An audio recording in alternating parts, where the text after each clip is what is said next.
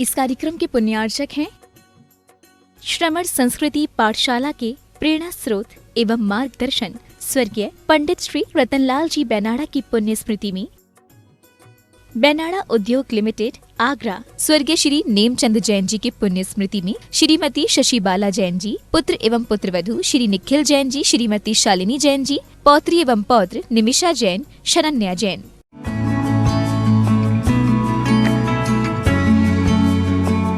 जय जिनेन्द्र नमि ऊर्णवड्यमाणं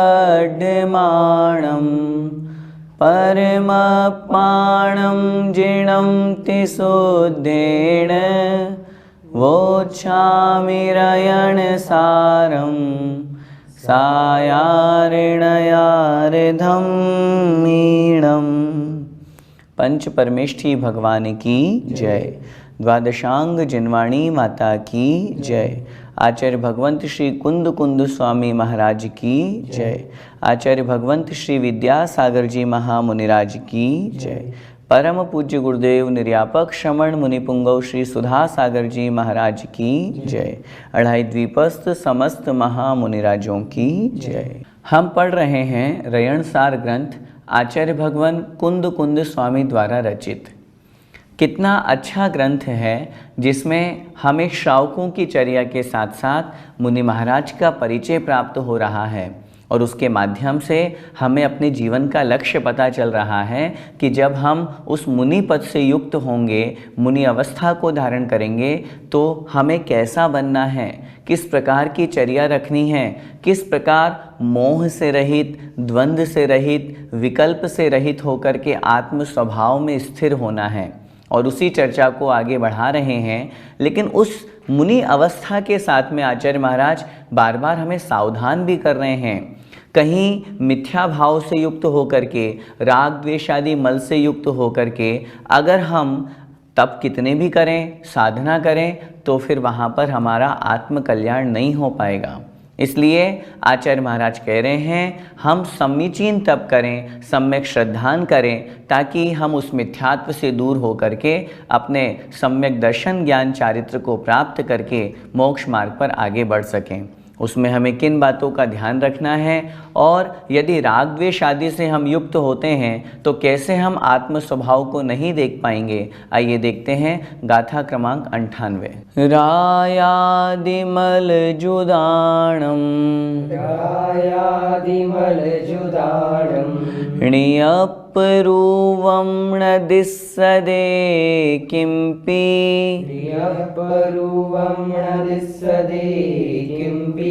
समलादरिसेरूवं न दिस्सदे जहतहाणेयम्।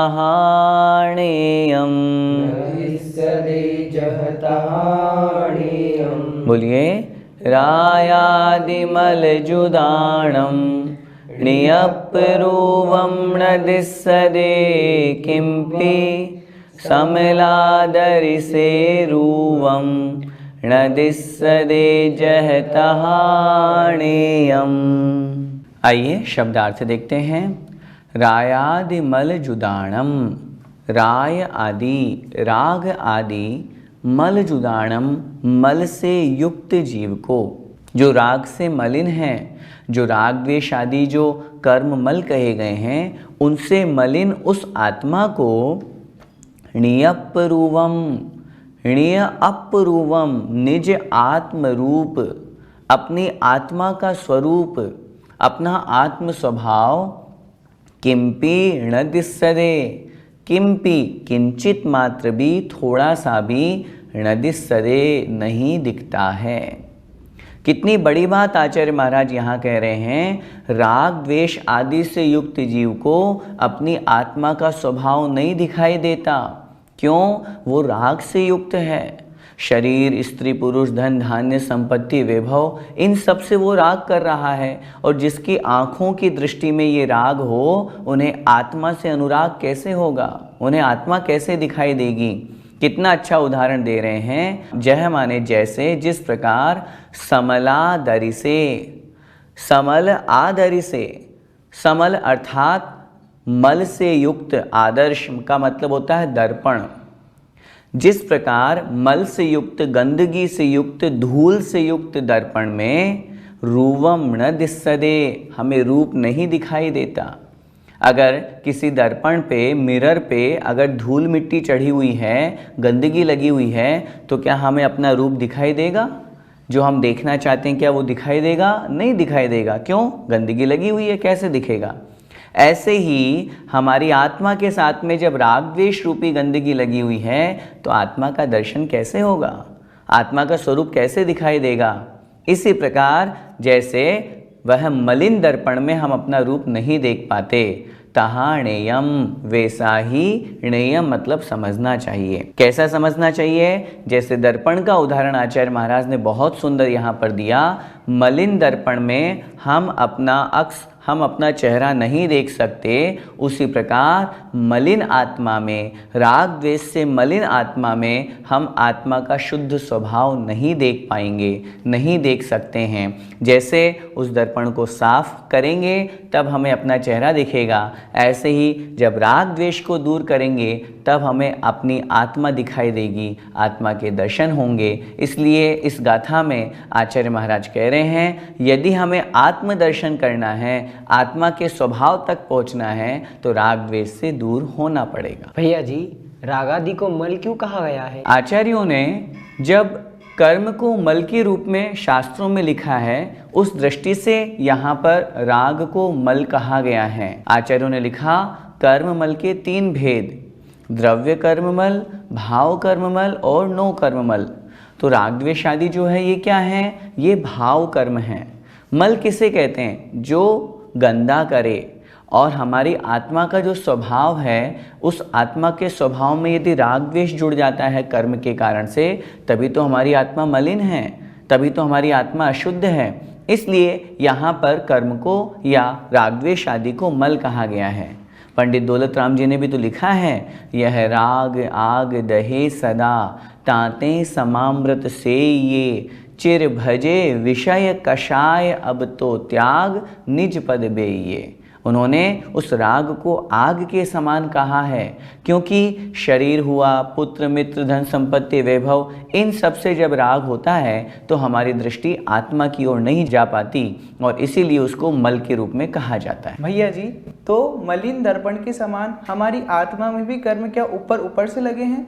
उदाहरण हमेशा एक देश होता है। यहाँ ये मत समझिए कि जैसे दर्पण में ऊपर से गंदगी आकर के चिपक गई और हमें वो अपना चेहरा नहीं दिखाई दे रहा है, ऐसे ही कर्म आए और आत्मा में ऊपर ऊपर से चिपक गए। नहीं नहीं, हमारा और आत्मा का मतलब आत्मा और कर्मों का संबंध कैसा है? आचार्यों ने लिखा, संश्लेष संबंध, एक क्षेत्रावगाह संबंध।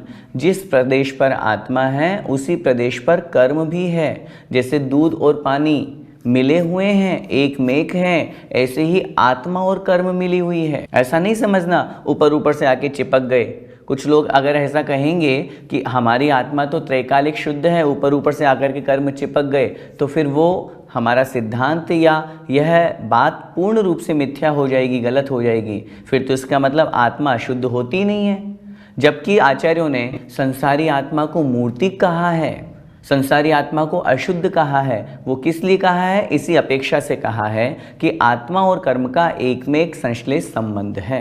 अब आगे आचार्य महाराज अगली गाथा में कह रहे हैं, जो कोई साधु होकर के भी यदि शल्य से युक्त हैं, मान अभिमान से युक्त है, ईर्ष्या आदि करते हैं, झगड़ा करते हैं, तो वो संसार में भटकते हैं, मोक्ष को प्राप्त नहीं कर सकते। आइए देखते हैं। दंडतय सल्लतय, दंडतय सल्लतय, मंडित माणो असूय गो साहू, मंडित माणो असूय गो साहू, भंडन जायण सीलो, भंडन जायण सीलो, हिंड दिसो दीह संसारे।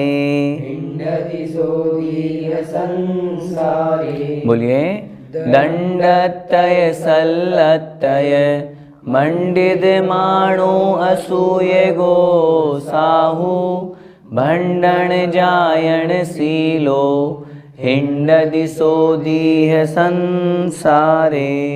आइए शब्दार्थ देखते हैं।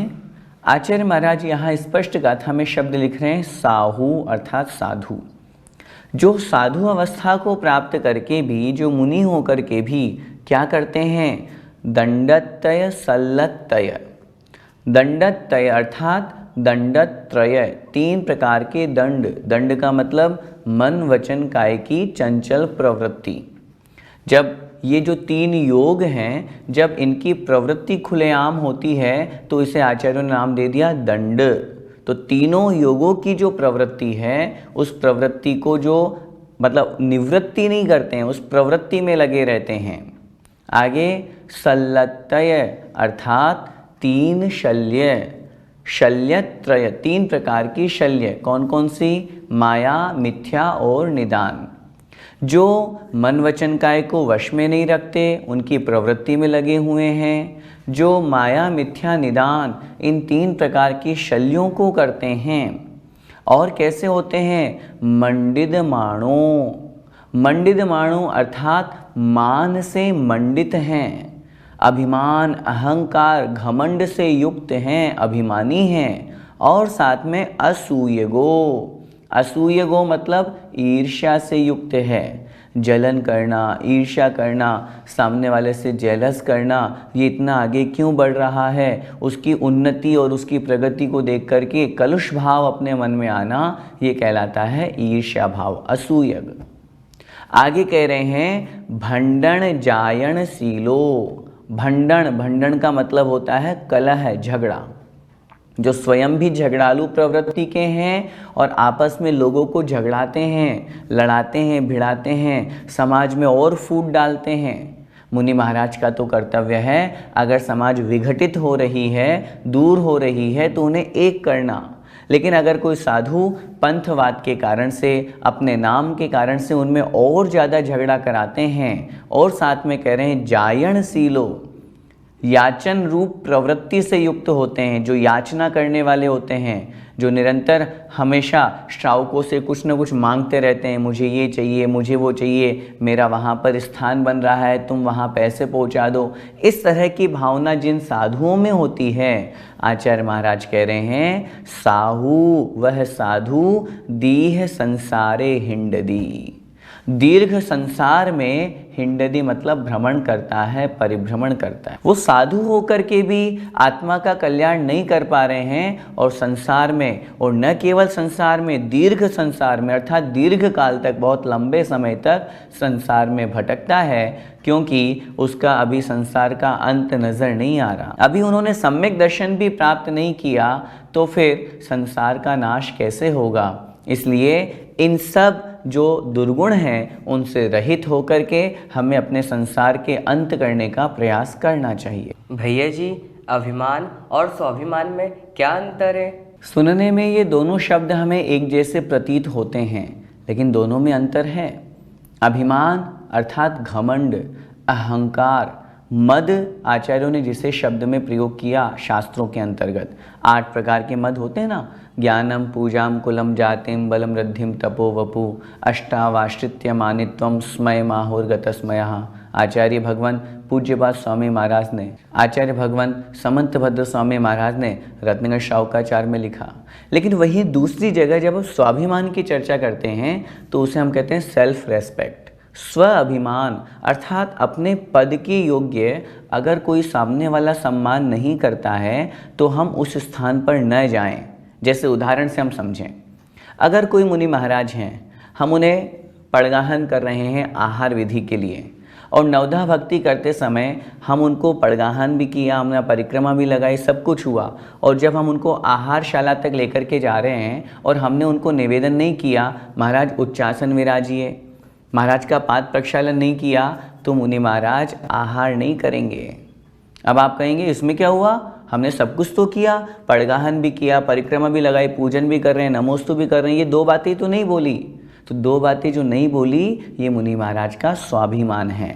अब आपको हो मुनि महाराज तो बड़े अहंकारी है, वो बैठे ही नहीं पाटे पे, हमने पाटा लगा तो रखा था, लगाने में 50 पाटे लगा दें, लेकिन जब तक निवेदन नहीं करेंगे, भक्ति नहीं बोलेंगे, तब तक मुनि महाराज उस पर नहीं बैठते हैं।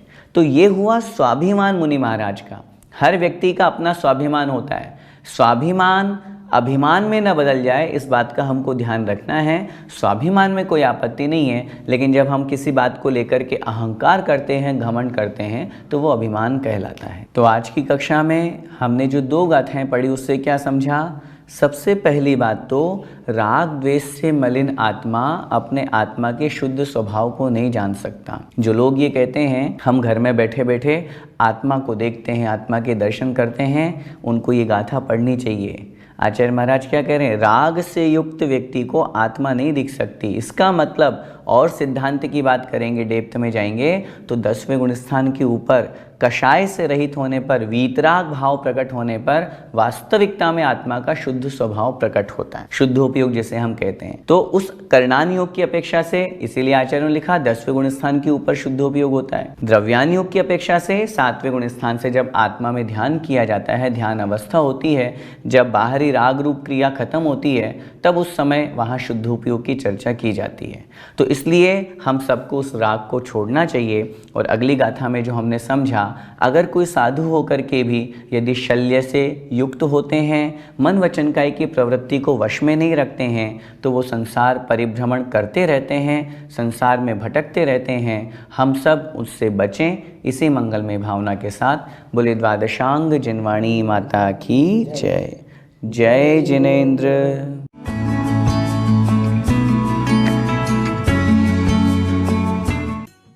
इस कार्यक्रम के पुण्यार्चक थे श्रमण संस्कृति पाठशाला के प्रेरणा स्रोत एवं मार्गदर्शन स्वर्गीय पंडित श्री रतनलाल जी बेनाड़ा की पुण्य स्मृति में बेनाड़ा उद्योग लिमिटेड आगरा स्वर्गीय श्री नेमचंद जैन जी की पुण्य स्मृति में श्रीमती शशि बाला जैन जी, पुत्र एवं पुत्रवधू श्री निखिल जैन जी, श्रीमती शालिनी जैन जी, पौत्री एवं पौत्र निमिषा जैन,